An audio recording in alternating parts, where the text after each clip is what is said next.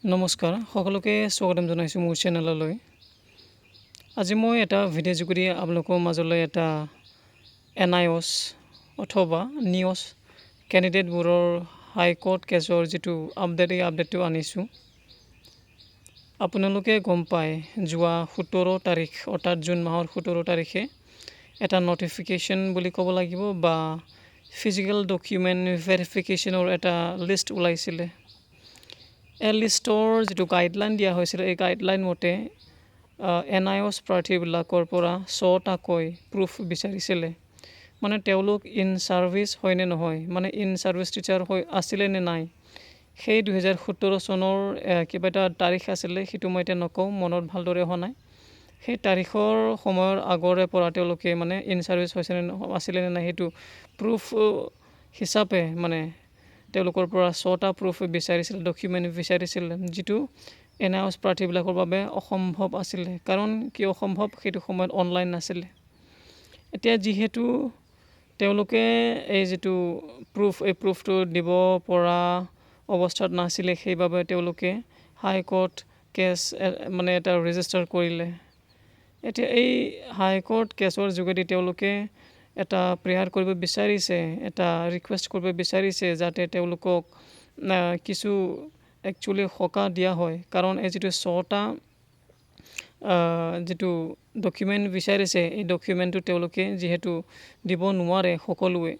চাওঁ কথাটো সেইটো, সকলো NIOS প্ৰাৰ্থীবিলাকে জেনুইন নহয় এই কথাটো আমি ক'ব নোৱাৰোঁ। কাৰণ বহুতো এনেকুৱা NIOS বা NIOS প্ৰাৰ্থী আছে, তেওঁলোকে জেনুইন টিচাৰ আছিলে আগতে, মানে ইন ছাৰ্ভিচ টিচাৰ আছিলে। কিন্তু তেওঁলোকৰ দুৰ্ভাগ্য বুলি ক'ব লাগিব, সেইটো সময়ত অনলাইন নাছিলে বাবে তেওঁলোকৰ UDAS প্লাছৰ যিটো ৰেকৰ্ডবোৰ দিব পৰা নাই। কথাটো সেইটো, সেইবাবে তেওঁলোকে ভাবিলে যে তেওঁলোক এতিয়া এই যিটো চিলেকশ্যন প্ৰচেছ বা ফিজিকেল ডকুমেণ্ট ভেৰিফিকেশ্যনৰ যিটো চলি আছে বা মেৰিট লিষ্ট যিটো ওলাবলগীয়া আছে, সেই ক্ষেত্ৰত তেওঁলোকৰ মানে আগভাগ লোৱাটো অসম্ভৱ হৈ পৰিব বা তেওঁলোকক মানে এক্সক্লুড কৰি দিব বুলি তেওঁলোকে ভাবিলে। সেইবাবে তেওঁলোকে এটা হাইকোৰ্ট কেছ ৰেজিষ্টাৰ কৰিলে। এতিয়া এই যিটো হাইকোৰ্ট কেছ ৰেজিষ্টাৰ কৰাৰ ফলত এতিয়া কি আপডেট আহিছে সেইটো মই আপোনালোকক জনাম বুলি ভাবিছোঁ। যোৱাকালি তেওঁলোকৰ যিটো শুনানি আছিলে সেইটো কৰা হ'ল, কিন্তু এই যিটো শুনানি কৰা হৈছে ইয়াত এইটো ফাইনেল নহয়। ফাইনেলটো আপোনালোকৰ এই জুলাই মাহৰ 30 তাৰিখ অৰ্থাৎ আজিতো ক'বলৈ গ'লে 1 তাৰিখে আৰম্ভ হৈছে জুলাই মাহ। এতিয়া আৰু 30 দিন বা 29 ডেজ আছে বুলি আমি ক'ব পাৰোঁ। এই 29 ডেজ বা 30 দিনলৈকে আপোনালোকে ৰখিব লাগিব। এতিয়া ইয়াৰ ফলত কিবা এটা প্ৰভাৱ পৰিছে নেকি, যিটো DWৰ অধীনত LPUPৰ যিটো ফিজিকেল ডকুমেণ্ট ভেৰিফিকেশ্যন চলি আছে সেইটো যদি জানিব বিচাৰিছে, ইয়াত একো প্ৰভাৱ পৰা নাই।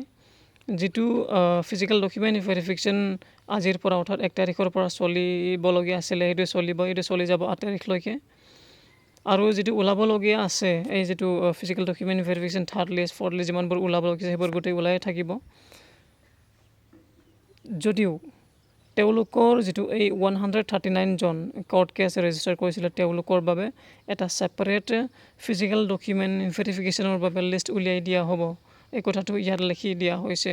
তাৰমানে এই যিটো NIOS প্ৰাৰ্থীবিলাকৰ যিটো ফিজিকেল ডকুমেণ্ট ভেৰিফিকেশ্যন, এই ভেৰিফিকেশ্যনটো এই যিটো হাইকোৰ্টে যিটো হিয়াৰিং দিব অহা 30 তাৰিখে, জুলাই মাহৰ 30 তাৰিখে, এই তাৰিখৰ পিছতহে তেওঁলোকৰ যিটো ফিজিকেল ডকুমেণ্ট ভেৰিফিকেশ্যন সেইটো হ'ব। তাৰমানে আমি এইটো ক'ব পাৰোঁ যে তেওঁলোকৰ ফিজিকেল ডকুমেণ্ট ভেৰিফিকেশ্যনটো আগষ্ট মাহৰ প্ৰথম সপ্তাহ নহ'লে দ্বিতীয় সপ্তাহত হ'ব। আৰু তাৰ পৰাও এইটো আমি কনক্লুড কৰিব পাৰোঁ যে আপোনালোকৰ যিটো মেৰিট লিষ্ট, এই মেৰিট লিষ্টটো এইটো মাহত নোলায়। কাৰণ ইয়াত লিখি দিয়া হৈছে, চাওক, যিটো ফিজিকেল ডকুমেণ্ট ভেৰিফিকেশ্যন হৈ আছে, এই ফিজিকেল ডকুমেণ্ট ভেৰিফিকেশ্যনৰ যিটো ৰিজাল্ট, এই ৰিজাল্টটো জুলাই মাহত, অৰ্থাৎ যেতিয়ালৈকে এই যিটো কোৰ্ট কেছৰ ফাইনেল হিয়াৰিং নহয় তেতিয়ালৈকে ফিজিকেল ডকুমেণ্ট ভেৰিফিকেশ্যনৰ ৰিজাল্টটো দিয়া নহ'ব। ৰিজাল্ট মানে সেইটোৱে যে মেৰিট লিষ্ট, এই মেৰিট লিষ্টটো আপোনালোকৰ এইটো মাহত নোলায়, কোনো পধ্যে নোলায়। আৰু অহা মাহ অৰ্থাৎ আগষ্ট মাহৰ প্ৰথম সপ্তাহ আৰু দ্বিতীয় সপ্তাহতো ওলোৱাৰ কোনো চান্স নাই, কাৰণ যিটো আগষ্ট মাহৰ প্ৰথম সপ্তাহ বা দ্বিতীয় সপ্তাহত আপোনালোকৰ যিটো 139জন কোৰ্ট কেছ কৰিলে, এই কোৰ্ট কেছৰ তেওঁলোকৰহে ফিজিকেল ডকুমেণ্ট ভেৰিফিকেশ্যনটো হ'ব। মানে এইটো একজেক্টলি মই ক'ব বিচৰা নাই যে তেওঁলোকৰ আগষ্ট মাহৰ প্ৰথম সপ্তাহ বা দ্বিতীয় সপ্তাহত হ'ব, যিকোনো তেওঁলোকৰ হ'ব আগষ্ট মাহত হ'ব। আৰু যেতিয়ালৈকে তেওঁলোকৰ ফিজিকেল ডকুমেণ্ট ভেৰিফিকেশ্যনটো নহয় তেতিয়ালৈকে আপোনালোকৰ মেৰিট লিষ্টটো নোলায়। আৰু এনেও যদিহে আপোনালোকে এতিয়াৰ পৰা যদিহে কাউণ্টিং কৰে বা যদিহে মানে ভাবিছে, তেতিয়াহ'লে আপোনালোকে গম পাবই যে আপোনালোকৰ যিটো এপইণ্টমেণ্ট ডে সেইটো 10 অক্টোবৰ বুলি কোৱা হৈছে। গতিকে তেতিয়ালৈকে আপোনালোকৰ বহুতো সময় আছে, আৰু সেইবাবে মই ভাবোঁ আপোনালোকৰ একো প্ৰব্লেম হ'ব নালাগে। গতিকে এইটোৱে আছিলে আপোনালোকক যিটো মই যিটো এনআইএছ প্ৰাৰ্থীবিলাকে মানে 139জন দেই তেওঁলোকে টোটেল তেওঁলোকে যিটো হাইকোৰ্ট কেছ ফাইল কৰিছিলে বা ৰেজিষ্টাৰ কৰিছিলে, ইয়াৰ যিটো শুনানি বা আপডেট আছিলে, আপডেটটো ইয়াকে মানে আপোনালোকক জনাম বুলি ভাবিছিলোঁ। অলপমান দেখুৱাই দিওঁ আপোনালোকক মই যিবোৰ কথাটো আপোনালোকক কৈ গ'লোঁ। ইয়াৰ চাওক, heard on the prayer for interim বুলি কৈছে এইটো।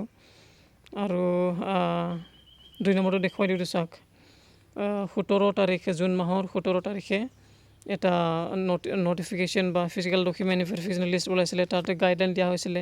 এই গাইডলাইনৰ কথাটো কোৱা হৈছে, মানে গাইডলাইন মতে তেওঁলোকে প্ৰডিউচ কৰিব পৰা নাই বা প্ৰুফবোৰ মানে দিব পৰা নাই আৰু সেইবাবে তেওঁলোকে হাইকোৰ্টৰ ওচৰ চাপিছে, সহায় বিচাৰিছে, কথাটো সেইটো। এতিয়া এইটো চাওক, ইয়াতে বহুতো কথা আপোনালোকক